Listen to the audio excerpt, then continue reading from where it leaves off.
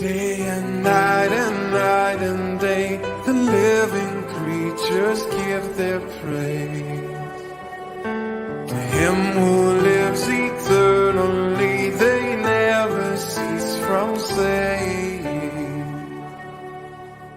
Holy, holy is Yahweh Almighty, worthy, worthy to receive all glory. Shalom and welcome back. We are Between the River and the Ravens. I'm James. And I'm Leigh. Great to have you here with us tonight. We hope that you have been enjoying these readings each night of Maccabees, and we are finally getting to the fourth and last book. What a blessing it has been to share these powerful stories with you, and we do hope that it has blessed you like it has us. Mm-hmm. Just a quick alert that this is going to be a little more difficult read if you have small children or you're triggered easy by hearing about the torture that very graphic torture that they underwent. Just wanted to give you that warning and heads up to use your discretion, to say a prayer before you start this. But know that we do feel it is important to understand what they were willing to endure to fight for their right to be able to worship Yahweh and keep the Torah and the feast and eating clean, and all of that meant enough to them to endure this. So just wanted to warn you of that as well, that we read from the Cepher. However, it's not available in eSword for Maccabees. So you will see Brenton is what is pulled up for that. So if you hear us say something that's a discrepancy for what you see, that's why. And that is the Septuagint. Yes. All right, we'll be reading the first 9 chapters tonight.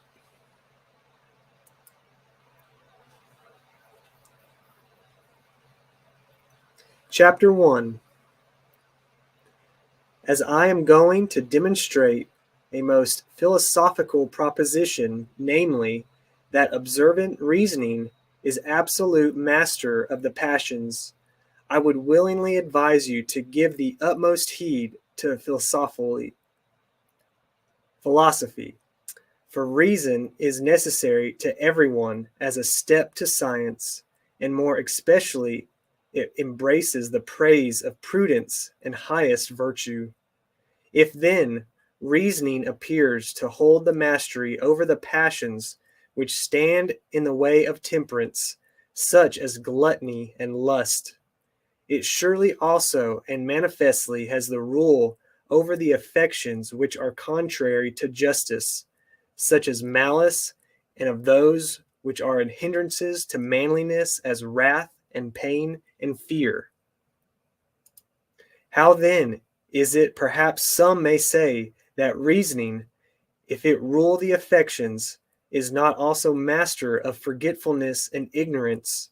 They attempt a ridiculous argument. For reasoning does not rule over its own affections, but over such as are contrary to justice and manliness and temperance and prudence, and yet over these, so as to withstand without destroying them. I might prove to you from many other considerations that observant reasoning is sole master of the passions. But I shall prove it with the greatest force from the fortitude of Eleazar and 7 brethren and their mother, who suffered death in defense of virtue. For all these contending pains, even unto death, by this contempt demonstrated that reasoning has command over the passions. For their virtues, then, it is right that I should commend those men who died with their mother at this time in behalf of rectitude, and for their honors I may count them happy. For they, winning admiration not only from men in general, but even from the persecutors, for their manliness and endurance, became the means of the destruction of the tyranny against their nation, having conquered the tyrant by their endurance, so that by them their country was purified.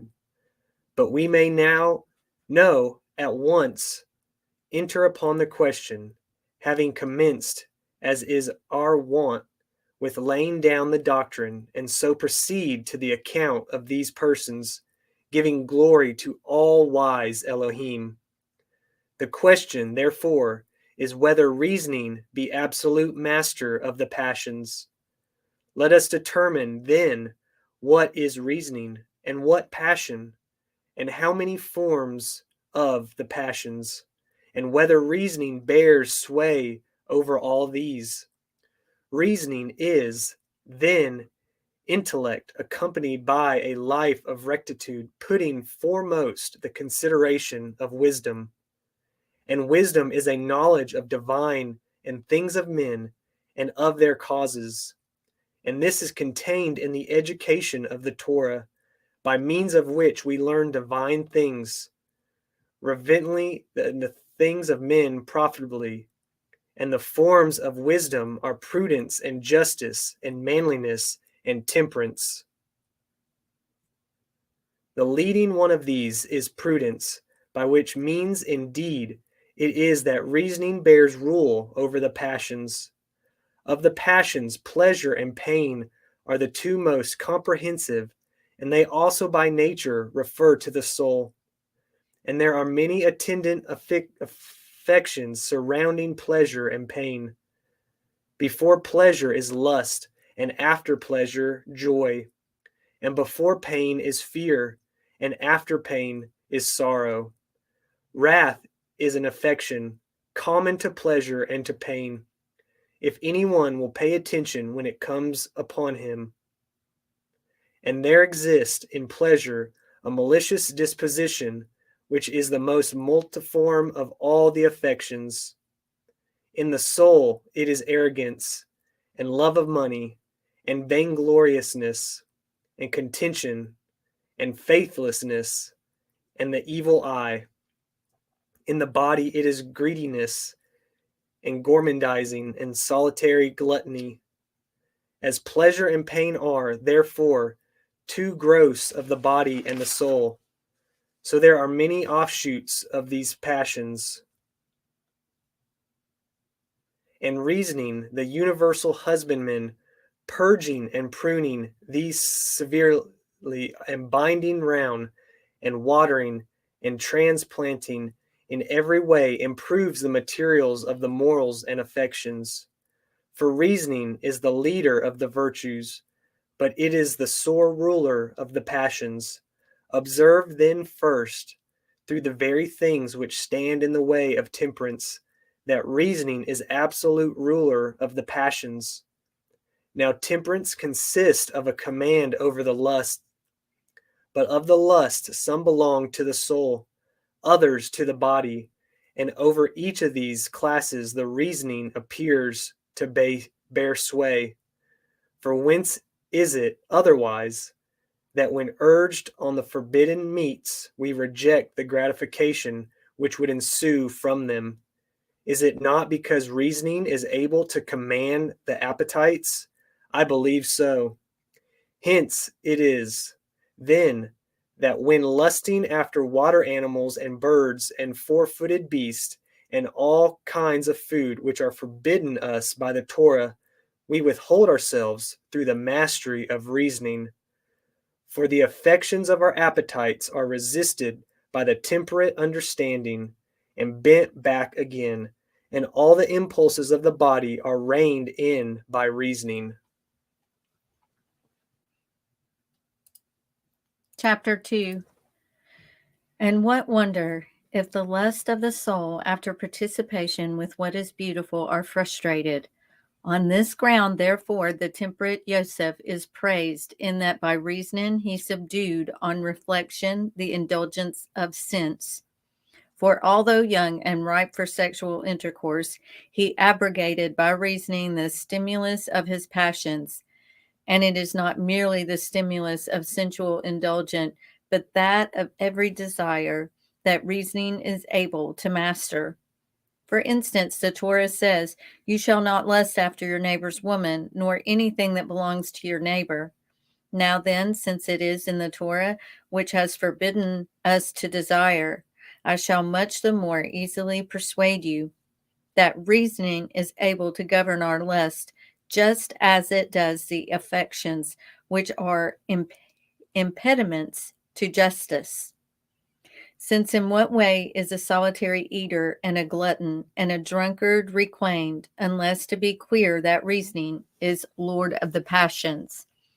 A man, therefore, who regulates his course by the Torah, even if he be a lover of money, straightway puts force upon his own disposition, lending to the needy without interest, and counseling the debt of the incoming Shabbat.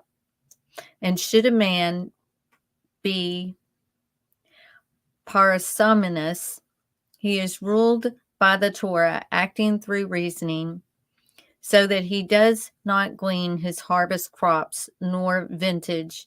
And in reference to other points, we may perceive that it is reasoning that conquers his passions. For the Torah concurs even affection toward parents, not surrendering virtue on their account, and it prevails over marriage, love, condemning it when transgressing the Torah. And it lords it over the love of parents toward their children, for they punish them for vice. And it domineers over the intimacy of friends, reproving them when wicked. And think it not a strange assertion that reasoning can, on behalf of the Torah, conquer even enmity. It allows not to cut down the cultivated herbage of an enemy, but preserves it from the destroyers and collects their fallen ruins. And reason appears to be master of the more violent passions, as love of empire and empty boasting and slander. For the temperate understanding repels all these malignant passions, as it does wrath, for it masters even this. Thus Moshe, when angered against Dathan and Abiram, did nothing to them in wrath, but regulated his anger by reasoning. For the temperate mind is able, as I said, to be superior to the passions, and to transfer some and destroy others. For why else does our most wise father Yaakov blame Shimon and Levi for having irrationally slain the whole race of Shechemim, saying, "Cursed be their anger"?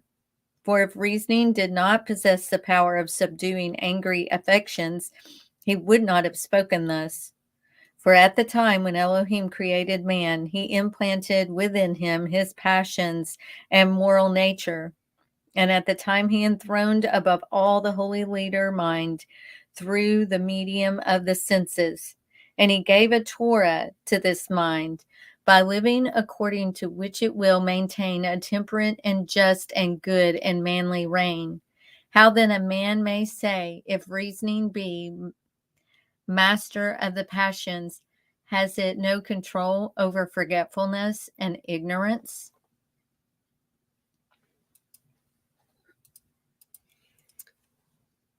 Chapter 3.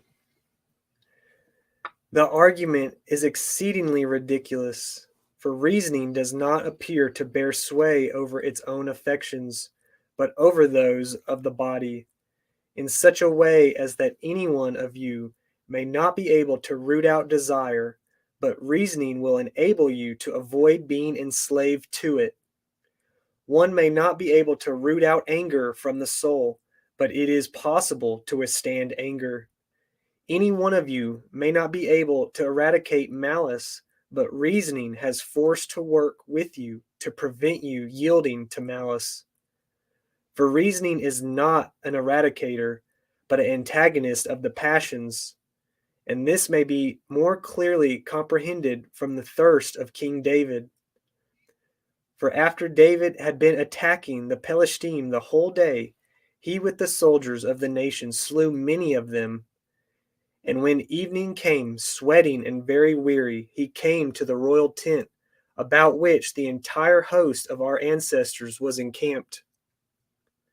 Now all the rest of them were at supper, but the king, being very much athirst, although he had numerous springs, could not by their means quench his thirst. But a certain irrational longing for the water in the enemy's camp grew stronger and fiercer upon him, and consumed him with languish.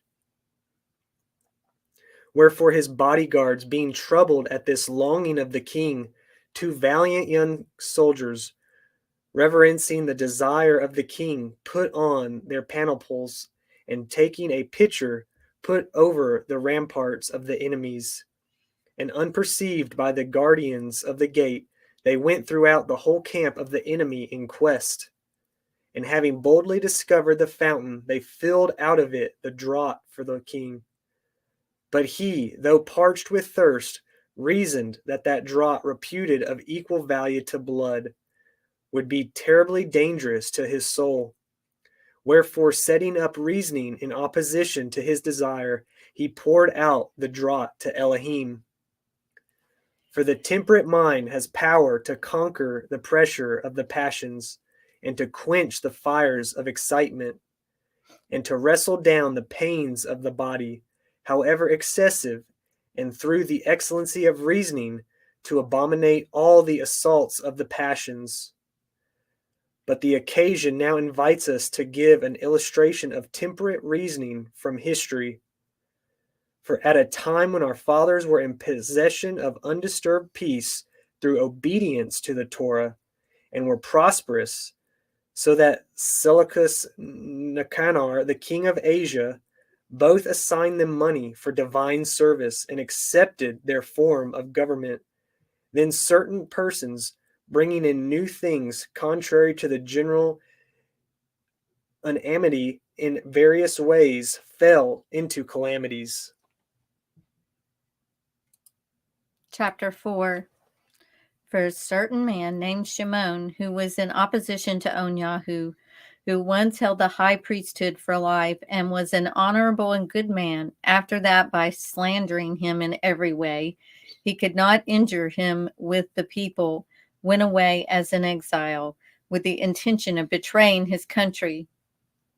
Whence coming to Apollonius, the military governor of Aram and Phoenicia and Cilicia, he said, having goodwill to the king's affairs, I am come to inform you that infinite private wealth is laid up in treasuries of Jerusalem, which do not belong to the temple, but pertain to King Seleucus. Apollonius, acquainting himself with the particulars of this, praised Shimon for his care of the king's interest, and going up to Seleucus, informed him of the treasure, and greeting authority about it, and quickly advancing into our country with the accursed Shimon and a very heavy force, he said that he came with the commands of the king that he should take the private money of the treasure. And the nation, indignant at this proclamation, and replying to the effect that it was extremely unfair that those who had committed deposits to the sacred treasury should be deprived of them, resisted as well as they could. But Apollonius went away with the threats into our temple, and the priest with the women and children, having supplicated Elohim to throw his shield over the holy, despised place, and Apollonius going up with his armed force to the seizure of the treasure. There appeared from heaven angels riding on horseback, all radiant in armor, filling them with much fear and trembling. And Apollonius fell half dead upon the court, which is open to all nations, and extended his hands to heaven, and implored the yhvh with tears to pray for him and propitiate the heavenly host. For he said that he had sinned so as to be consequently worthy of death, and that if he were saved, he would celebrate to all men the blessedness of the holy place. Onyahu, the high priest, induced by these words, although for other reasons anxious that King Seleucus should not suppose that Apollonius was slain by the device of men and not by divine punishment, prayed for him. And he, being thus unexpectedly saved, departed to manifest to the king what had happened to him. But on the death of Seleucus, the king, his son Antiochus Epiphanes, succeeds to the kingdom, a man of haughty pride and terrible, who, having deposed Onyahu from the high priesthood, appointed his brother Yacon to be high priest. who had cut a covenant if he would give him this authority to pay yearly 3,603 talents. And he committed to him the high priesthood and rulership over the nation. And he both changed the manner of living of the people and perverted their civil customs into all iniquity, so that he not only erected a gymnasium on the very citadel of our country, but neglected the guardianship of the temple, at which divine vengeance, being grieved, instigated Antiochus himself against them. For being at war with Ptolemy in Mitzrayim, he heard that on report of his death being spread abroad, the inhabitants of Jerusalem had exceedingly rejoiced, and he quickly marched against them. And having subdued them, he established a decree that if any of them lived according to the Torah of his country, he should die. And when he could by no means destroy by his decrees the obedience to the Torah of the nation, but saw all his threats and punishments without effect for even women, because they continued to circumcise their children, were flung down a precipice along with them, knowing beforehand of the punishment. When therefore his decrees were disregarded by the people, he himself compelled by means of tortures every one of this race, by tasting forbidden meats, to abjure the yhvh faith.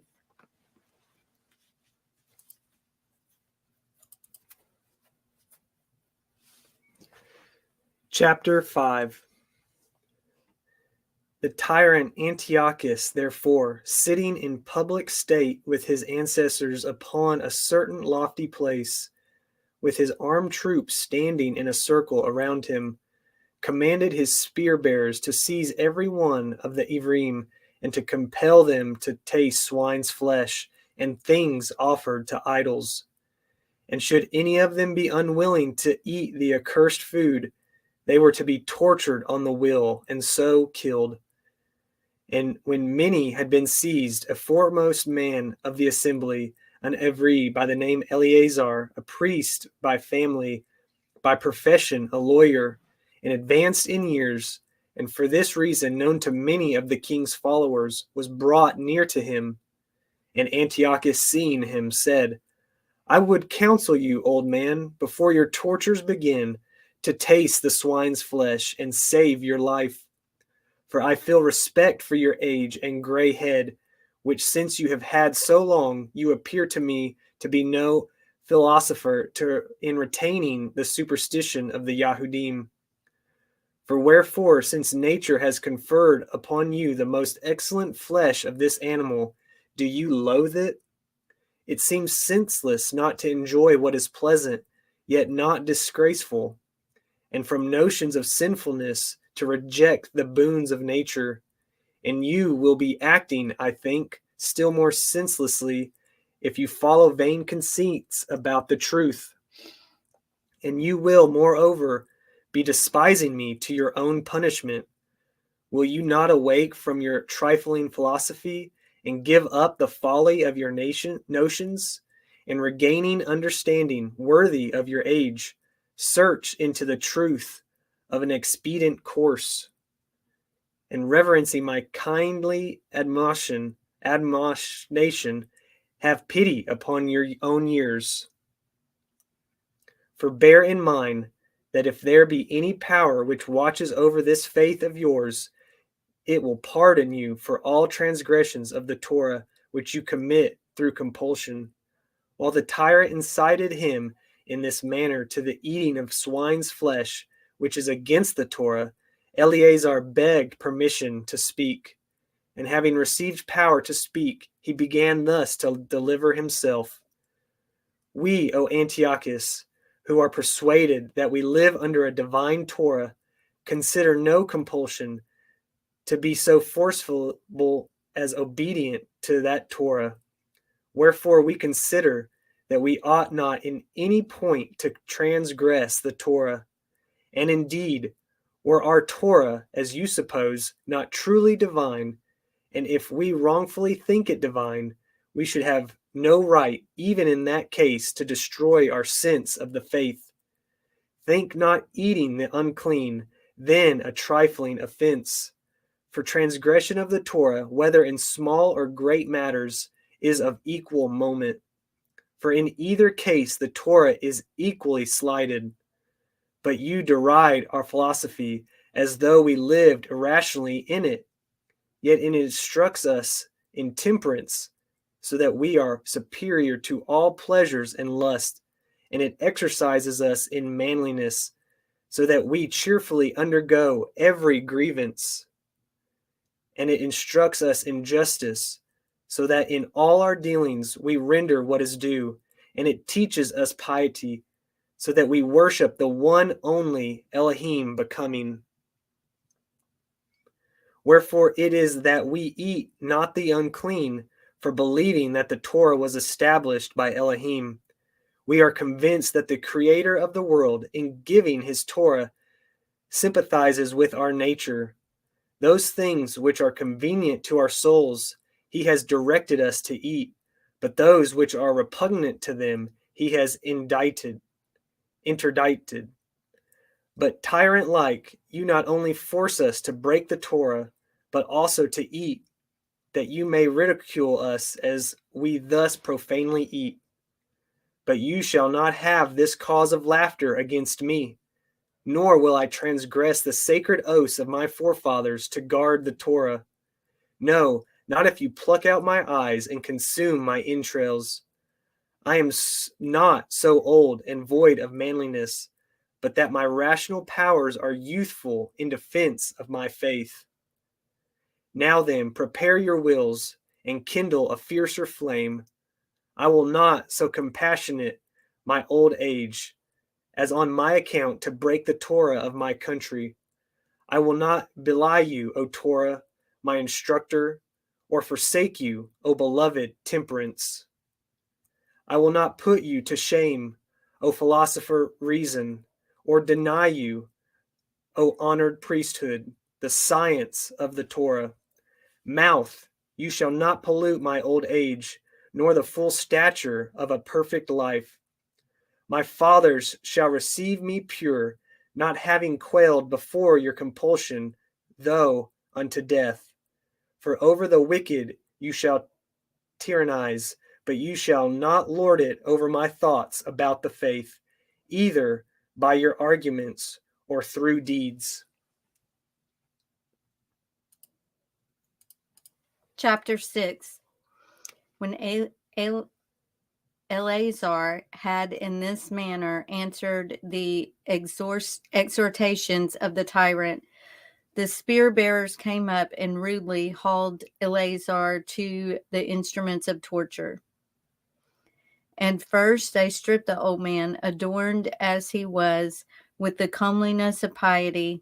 Then tying back his arms and hands, they disdainfully used him with stripes. A herald opposite crying out, "Obey the commands of the king." But Eleazar, the high-minded and truly noble, as one tortured in a dream, regarded it not all. But raising his eyes on high to heaven, the old man's flesh was stripped off by the scourges, and his blood streamed down, and his sides were pierced through. And falling upon the ground, from his body having no power to support the pains, he yet kept his reasoning upright and unbending. Then one of the harsh spear bearers leaped upon his belly as he was falling to force him upright. But he endured the pains and despised the cruelty and persevered through the indignities. And like a noble athlete, the old man, when struck, vanquished his torturers.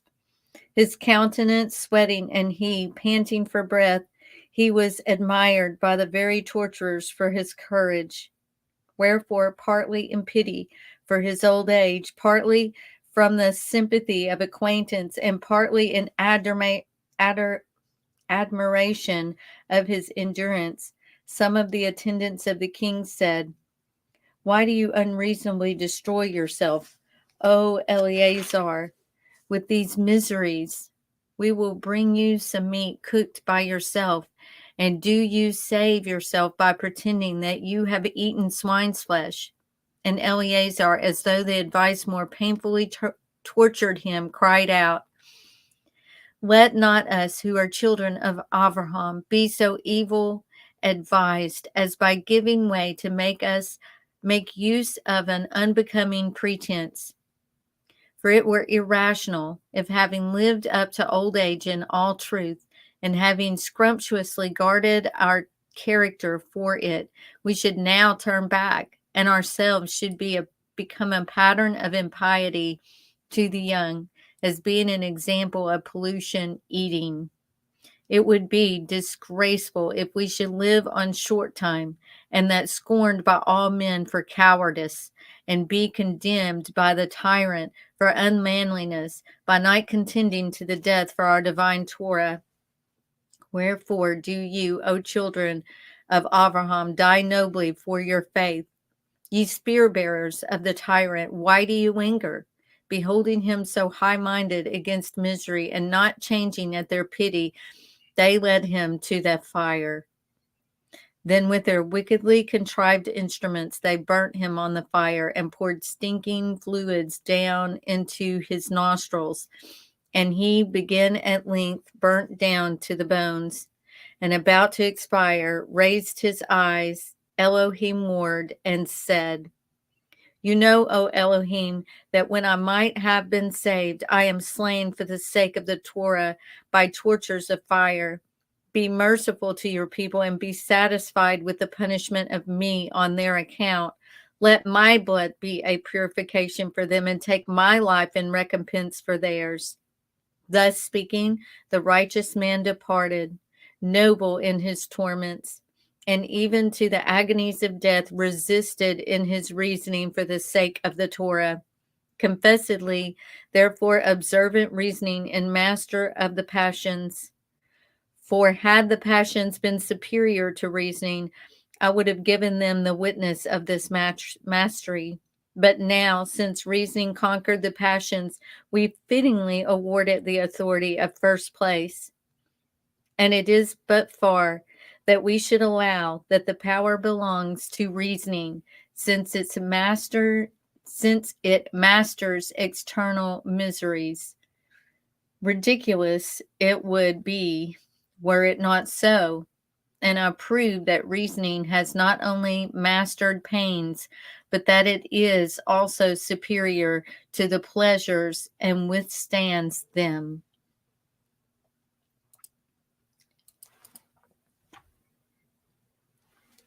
Chapter 7. The reasoning of our father Eleazar, like a first-strike pilot, steering the vessel of piety in the sea of passions, and flouted by the threats of the tyrant, and overwhelmed with the breakers of torture, in no way shifted the rudder of piety till it sailed into the harbor of victory over death. Not so has ever a city, when besieged, held out against many and various machines, as did that righteous man, when his pious soul was tried with the fiery trial of tortures and rackings. Move his besiegers through the observant reasoning that shielded him. For Father Eleazar, projecting his disposition, broke the raging waves of the passions as with jutting promontory. O priest, worthy of the priesthood, you did not pollute your sacred teeth, nor make your appetite, which had always embraced the clean and lawful, a partaker of profanity. O harmonizer with the Torah, and sage devoted to a divine life. Of such a character ought those to be who perform the duties of the Torah at the risk of their own blood, and defend it with generous sweat by sufferings even unto death. You, Father, have gloriously established our right government by your endurance, and making of much account our service past, prevented its destruction, and by your deeds have made credible the words of philosophy. O aged man of more power than tortures, elder more vigorous than fire, greatest king over the passions, Eleazar. For as Father Aharon, armed with a censer, hastening through the consuming fire, vanquished the flame-bearing angel. So Eleazar, the descendant of Aharon, wasted away by the fire, did not give up his reasoning. And what is most wonderful, though an old man, though the labors of his body were now spent, and his fibers were relaxed, and his sinews wore out, he recovered youth. By the Ruach Tokakah and the reasoning of Yitzhak, he rendered powerless the many-headed instrument. O blessed old age and reverend gray head, and life obedient to the Torah, which the faithful seal of death perfected. O if, then, an old man, through faith, despised tortures even unto death, confessedly observant reasoning is ruler of the passions. But perhaps some might say, it is not all who conquer passions, as all do not possess wise reasoning. But they who have meditated upon the faith with their whole heart, these alone can master the passions of the flesh. They who believe that to Elohim they die not, for as our forefathers Avraham, Yitzhak, Yaakov, they live to Elohim. This circumstance, then, is by no means an objection that some who have weak reasoning are governed by their passions. Since what person, walking in observance by the whole rule of philosophy and believing in Elohim, and knowing that it is a blessed thing to endure all kinds of hardships for virtue, would not, for the sake of the faith, master his passion? For the wise and brave man only is lord over his passions, whence it is that even boys imbued with the philosophy of observant reasoning have conquered still more bitter tortures. For when the tyrant was manifestly vanquished in his first attempt in being able to force the old man to eat the unclean thing. Chapter 8. Then indeed, vehemently swayed with passion, he commanded to bring others of the adult Ivrim, and if they would not eat at the unclean thing, to let them go when they had eaten. But if they objected, to torment them more grievously. The tyrant having given this charge, 7 brethren were brought into his presence, along with their aged mother, handsome and modest and well-born and altogether comely, whom when the tyrant beheld encircling their mother as in dance, he was pleased at them, and being struck with their becoming and ingenuous mien, smiled upon them, and calling them near, said, O youths with favorable feelings, I admire the beauty of each of you in greatly honoring so numerous a band of brethren. I not only counsel you not to share the madness of the old man who has been tortured before, but I do beg you to yield and to enjoy my friendship. For I possess the power not only of punishing those who disobey my commands, but of doing good to those who obey them. Put confidence in me then, and you shall receive places of authority in my government if you forsake your national ordinance and conforming to the Yavani mode of life. Alter your rule and revel in youth's delights. For if you provoke me by your disobedience, you will compel me to destroy you, everyone, with terrible punishments by tortures. Have mercy then upon your own selves, whom I, although an enemy, compassionate for your age and comeliness. Will you not reason upon this, that if you disobey, there will be nothing left for you but to die in tortures? Thus speaking, he ordered the instruments of torture to be brought forward, that very fear might prevail upon them to eat unclean meat. And when the spearmen brought forward the wheels and the racks and the hooks and the catapults and cauldrons, pans and finger racks and iron hands and wedges and bellows, the tyrant continued, Fear, young men, and the righteousness which you worship will be merciful to you if you err from compulsion.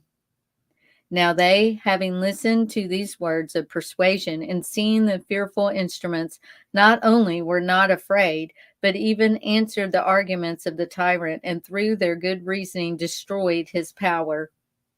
Now let us consider the matter. Had any of them been weak-spirited and cowardly among them? What reasonings would they have employed but these? O wretched that we are, and exceeding senseless, when the king exhorts us and calls us to his bounty, should we not obey him? Why do we cheer ourselves with vain counsels and venture upon a disobedience bringing death?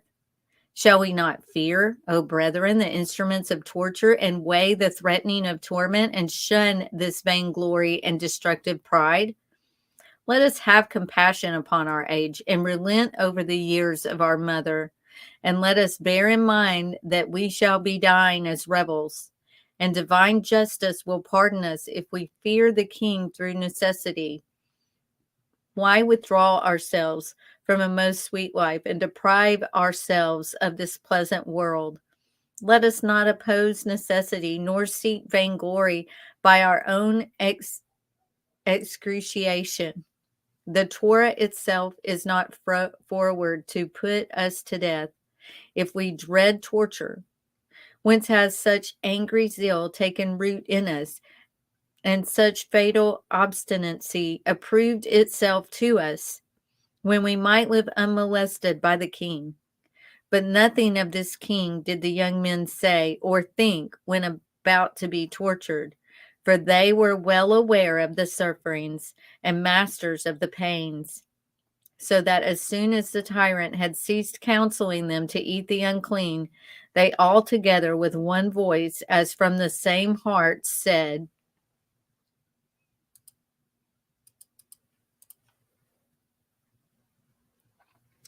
Chapter 9. Why delay you, O tyrant? For we are readier to die than to transgress the injunctions of our fathers. And we should be disgracing our fathers if we did not obey the Torah and take knowledge of our guide. O tyrant, counselor of Torah breaking, do not, hating us as you do, pity us more than we pity ourselves, or we account escape to be worse than death. And you think to scare us by threatening us with death by tortures, as though you had learned nothing by the death of Eleazar. But if aged men of the Ephraim have died in the cause of the faith after enduring torture, more rightly should we younger men die, scorning your cruel tortures, which our aged instructor overcame. Make the attempt, then, O tyrant, and if you put us to death for our faith, think not that you harm us by torturing us. For we through this ill treatment and endurance shall bear off the rewards of virtue.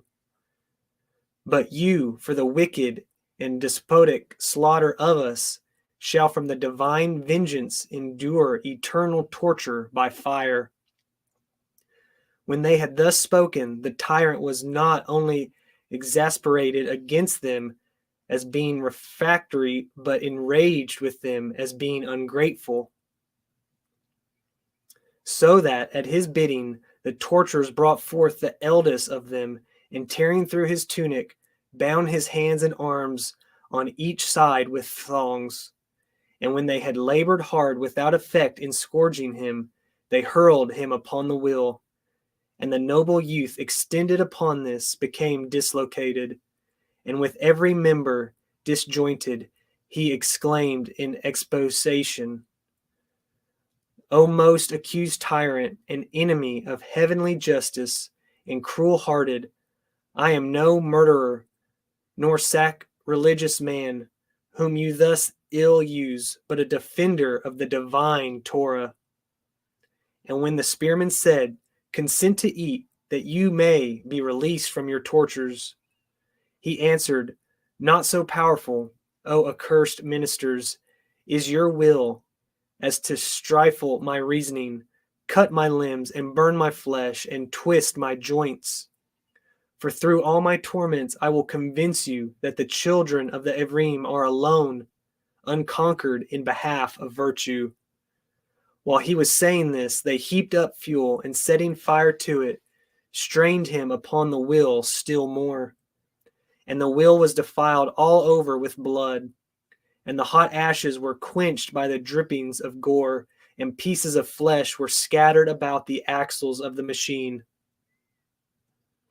And although the framework of his bones was now destroyed, the high-minded and Avramic youth did not groan, but as though transformed by fire into immortality, he nobly endured the rackings, saying, imitate me, O brethren, nor ever desert your station, nor abjure my brotherhood in courage.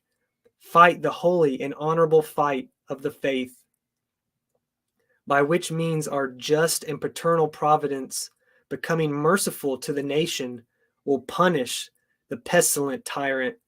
And saying this, the revered youth abruptly closed his life. And when all admired his courageous soul, the spearman brought forward him who was second in point of age, and having put on iron hands, bound him with pointed hooks to the catapult. And when, on inquiring whether he would eat before he was tortured, they heard his noble sentiment. After they, with the iron hands, had violently dragged all the flesh from the neck to the chin, the panther-like beast tore off the very skin of his head. But he, bearing with firmness this misery, said, how sweet is every form of death for the faith of our fathers.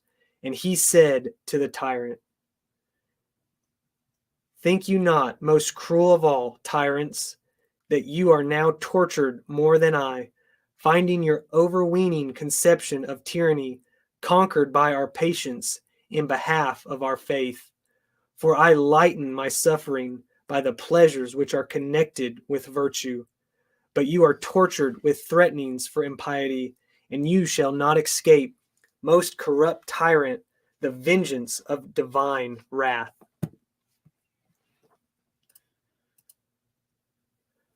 All right. Well, please tune in tomorrow evening for the cliffhanger we have left you with.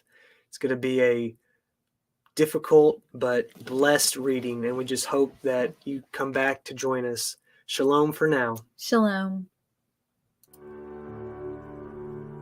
Day and night and day, the living creatures give their praise to him who lives eternally. They never cease from saying, holy, holy is Yahweh.